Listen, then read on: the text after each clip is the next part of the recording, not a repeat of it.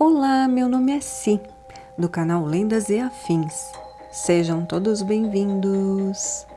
Hoje o relato / história / filme é sobre Joelma.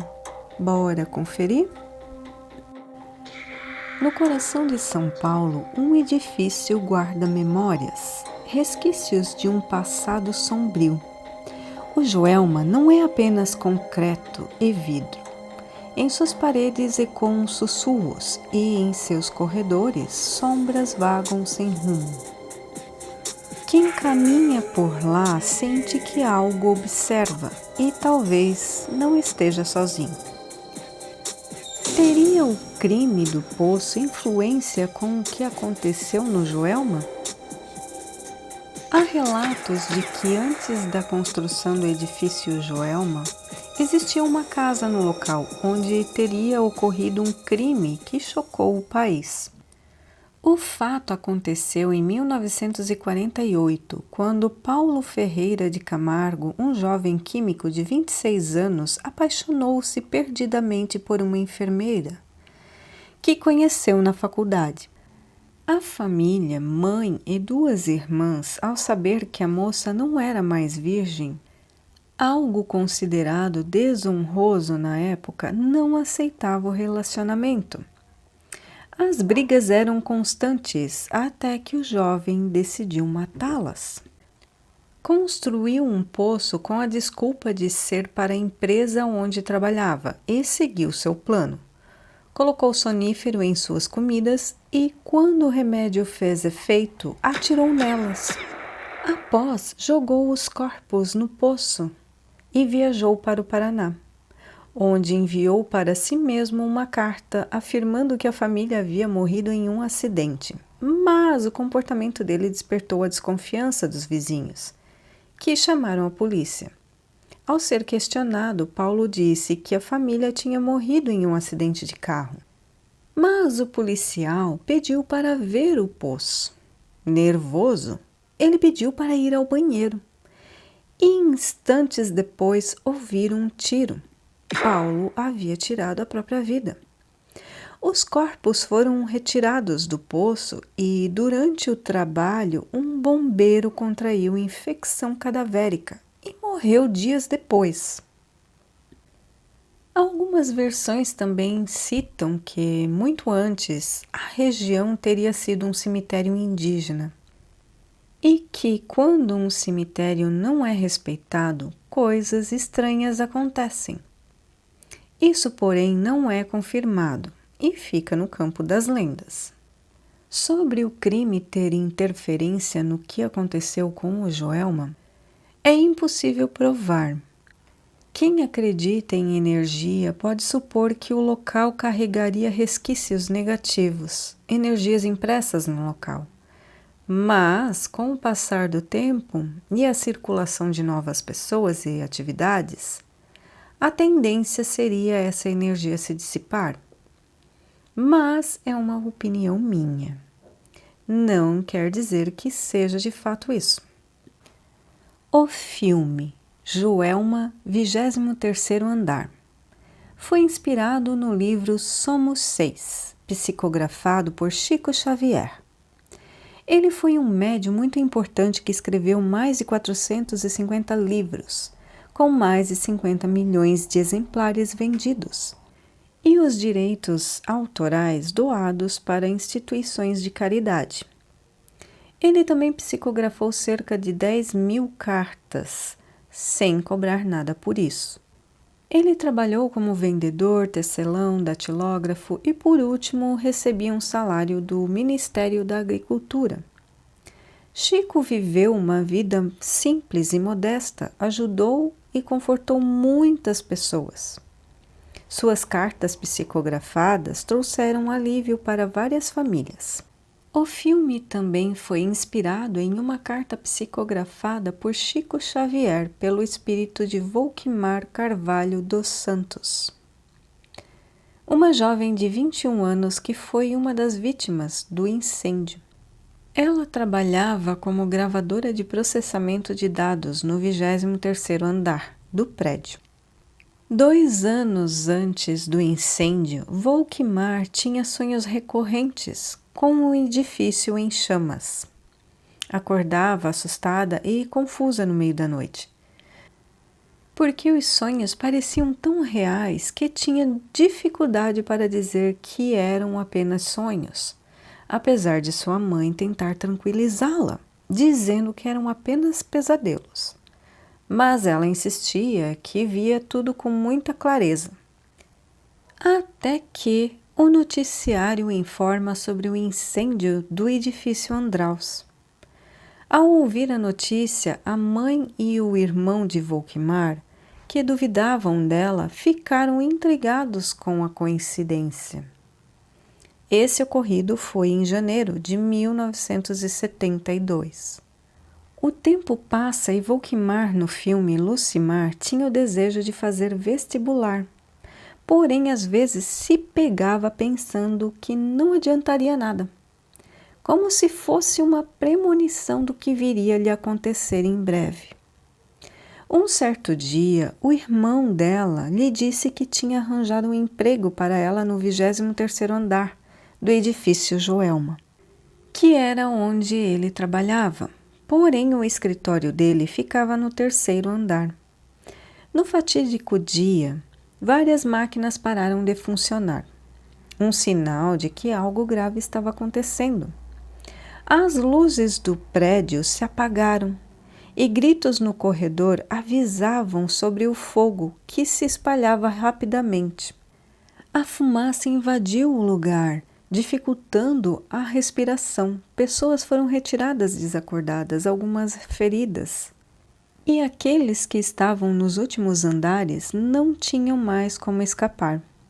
Então a única opção era subir até o topo do prédio, na esperança de que helicópteros pudessem salvá-los, como havia acontecido 2 anos antes no incêndio do Andraus, onde muitas pessoas foram salvas por helicópteros. Entretanto, mal sabiam que o Joelma não possuía heliporto na cobertura, e as telhas eram de amianto, que viraram uma chapa muito quente, fazendo as vítimas correrem de um lado para o outro em desespero. O calor chegou a 100 graus e muitas pessoas morreram por asfixia mecânica. Alguns entraram nos elevadores, porém se perdiam na ausência de eletricidade, tornando-se em verdadeiros fornos crematórios. Como no caso das 13 almas, que foram corpos que não conseguiram identificar e ninguém veio reclamar os corpos. O salvamento se processou através das escadas Magiros, e quem mais se beneficiou dos socorros foram os que ficaram nas laterais do edifício e nos andares intermediários ou mais abaixo, onde os bombeiros podiam atuar de forma segura.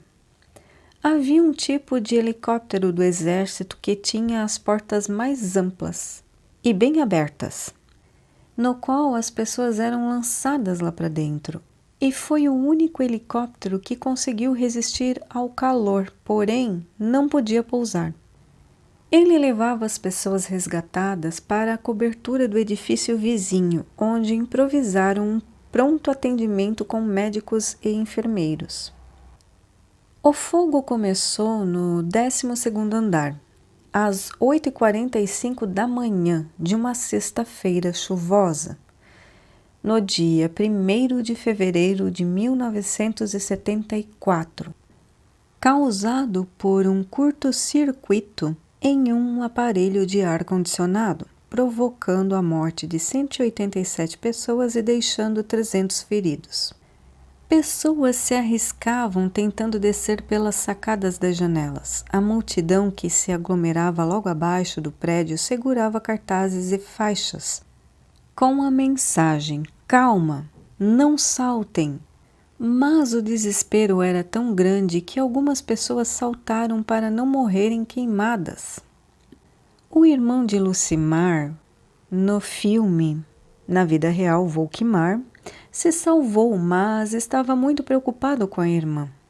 Procuraram por toda a parte até chegar ao Instituto Médico Legal, onde puderam reconhecer a irmã, e resolveu não falar para a mãe, até chegar a um pronto-socorro, onde daria a notícia perto de um médico, para socorrê-la, visto que a mãe sofria do coração. Mas ela, apavorada, já sentia que algo estava errado. E a caminho do pronto-socorro, ela teve uma visão da filha, que avisou que o irmão já tinha reconhecido sim o corpo dela. Arrasada, ficou deprimida por um bom tempo. Mas, incentivada por amigas, ela decidiu ir até Chico Xavier. E se isso a tranquilizasse, seus filhos fariam o possível para realizar seu desejo. Então a levaram lá. A primeira vez que se encontraram, Chico falou sobre uma cartolina que Lucimar Volkmar tinha escrito escondido em seu armário. Quando chegaram lá, encontraram vários pedaços de papéis com palavras aleatórias escritas como sim, adeus e etc., como se fossem peças para montar um tabuleiro Ouija. Eles perceberam que Chico não poderia saber disso. Como não entendiam muito de comunicação espírita, que não pode ser feita de qualquer jeito, voltaram para Chico. Isso no filme, porque na vida real, depois de saber desta cartolina com as palavras, ela tentava usar todos os dias para se comunicar com a filha, mas não tinha o mesmo efeito de um médium presente. E no dia 13, Volkmar diz para a mãe voltar no Chico. Talvez fizeram no filme de maneira diferente para não incentivar ninguém a fazer o mesmo, dado as circunstâncias de que nem sempre se apresentam espíritos benevolentes. A maioria das vezes são espíritos zombeteiros. No tão esperado dia, Chico psicografou uma linda carta de Lucimar no filme, gente, Volkmar na vida real, dizendo que estava bem e que tinha chegado no plano espiritual. Lá encontrou seu avô, que a levou para o carro onde estava sua mãe quando ela teve a visão de Lucimar, para lhe dar a notícia de que seu irmão já tinha lhe reconhecido o corpo. A carta continha detalhes específicos que o médium não poderia saber. Ela também falou sobre como cada um se encontra em um determinado patamar de evolução e que cabe a nós nos modificarmos para nos melhorarmos espiritualmente. No final do filme, Betty Goulart, a atriz que interpretou Lucimar, a Volkmar, compartilha uma história tocante. Ela menciona que esse papel foi um presente de Deus para ela.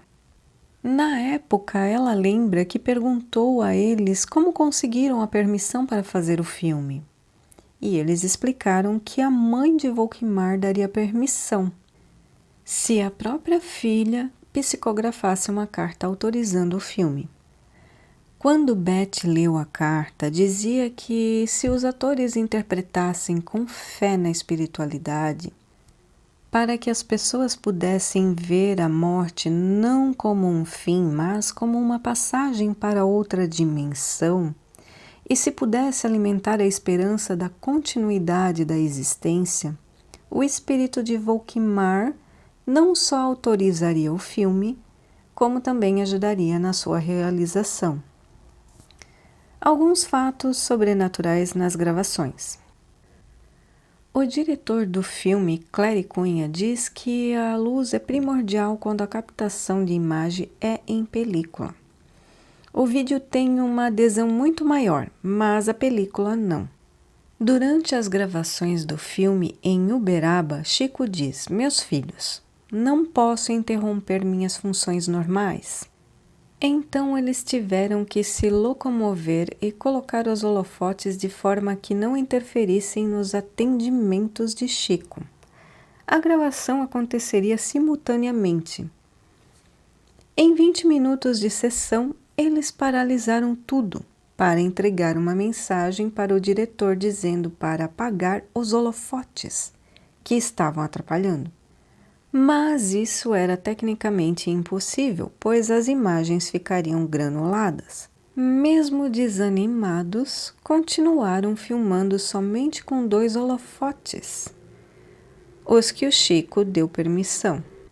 Ao olharem as gravações, ficaram petrificados. Todos estavam convictos de que não sairia nada, mas uma luz azulada entrou em cena, como se tivesse mais luz do que tinha na verdade. Para eles, isso foi um fato sobrenatural. Ainda sobre as gravações, onde estavam as atrizes simulando a situação desesperadora do incêndio, um fotógrafo capta algo na cena, como rostos de pessoas que não estavam ali. Porém, isso pode ser explicado como pareidolia, pois revelações de películas sempre davam defeitos. Richard Simonetti, escritor espírita, diz ter boas lembranças do filme, que é baseado na mensagem que Volkmar deixou para sua mãe, psicografada por Chico. Ele conta que tem aspectos muito interessantes da jovem se dirigindo à mãe, explicando que o que aconteceu com ela foi um problema kármico, que ela tinha que passar por aquilo, que nada aconteceu por acaso e que ficasse tranquila, porque ela estava muito bem na espiritualidade. E o que não a deixava em paz era a tristeza que a mãe sentia cada vez que lembrava dela queimada. E cada vez que isso acontecia, ela se sentia daquela forma.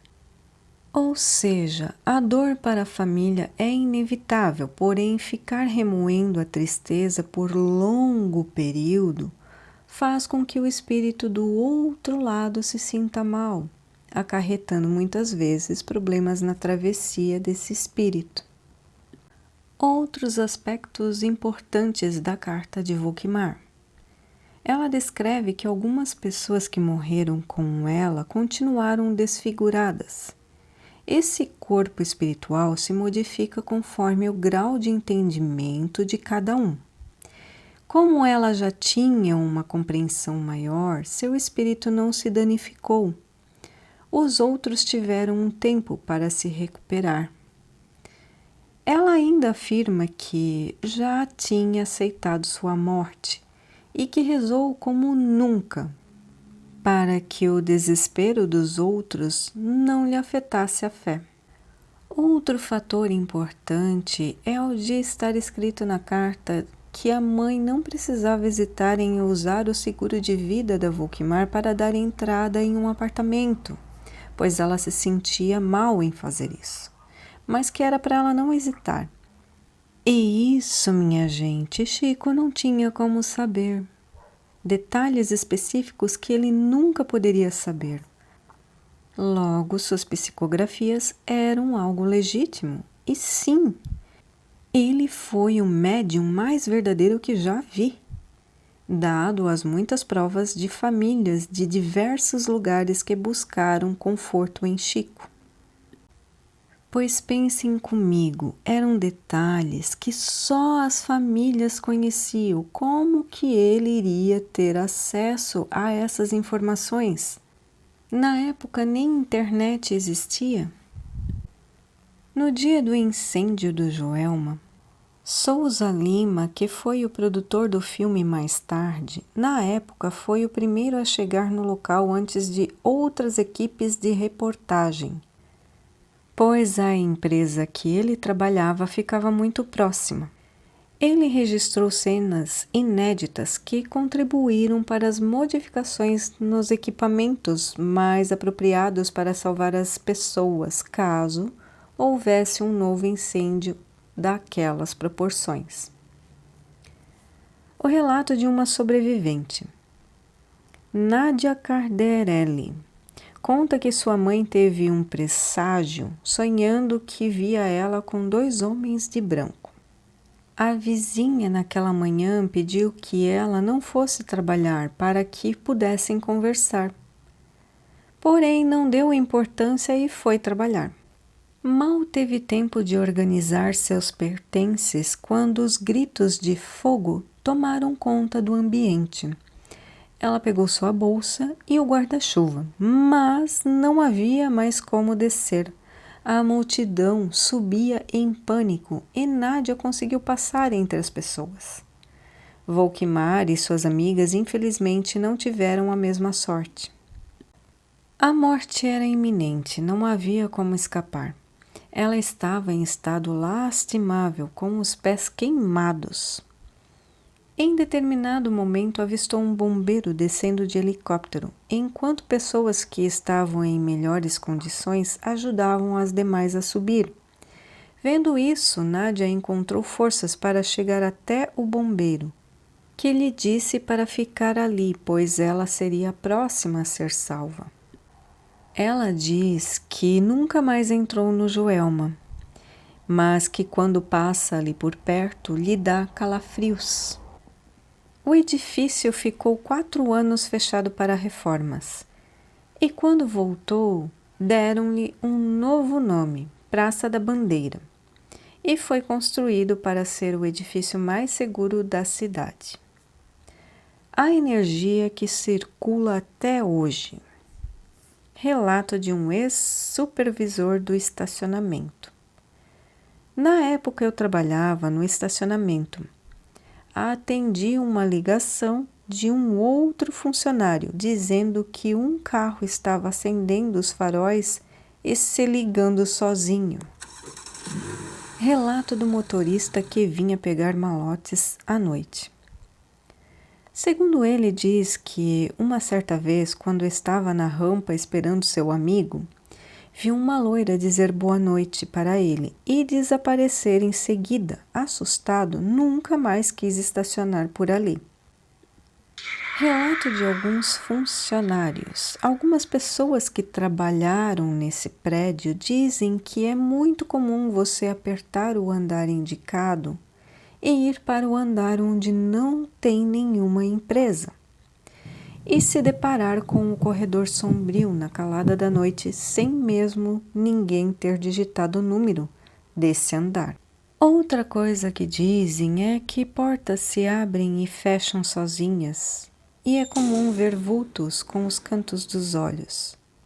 E há quem diga até ver os espíritos. Relato do zelador do cemitério. Diz que uma certa noite ouviu gritos de socorro que não conseguiu identificar de imediato de onde vinham. 2 noites depois falou que ouviu novamente os gritos de socorro, que vinham perto dos túmulos das 13 almas, cujos corpos não foram identificados no dia do incêndio, por estarem muito carbonizados. Então ele decidiu fazer algo inusitado, jogar água em cima dos túmulos, e por incrível que pareça, os gritos de socorro cessaram. Hoje foi feita uma capela onde pessoas rezam por essas almas e fazem pedidos que são atendidos através de milagres. Deixo claro que não descarto nenhuma hipótese, mas vamos avaliar de outros pontos de vista. As 13 almas e os milagres pode ser explicado pela fé que as pessoas depositam no que elas acreditam. Ou seja, a força da mente humana que muitas vezes move montanhas. Entretanto, na minha humilde opinião, é muito válido rezar por essas almas, para que elas descansem em paz e sigam seus caminhos. Sobre as assombrações que rondam o Joelma, talvez sejam as impressões daquele fatídico dia, que ficaram impregnadas nas paredes. Afinal, foi algo bem pesado. E também há o fato de que, quando se sabe da história, o cérebro pode acabar se sugestionando. E se tem espíritos por lá, pode ser que eles estejam por toda a parte e nem nos damos conta. E você, já trabalhou no Joelma? Se sim, me conte como foi sua experiência, vou adorar saber. E é isso aí, pessoal! Se gostaram, comentem, se inscrevam, curtam e compartilhem. Muito obrigada, fui!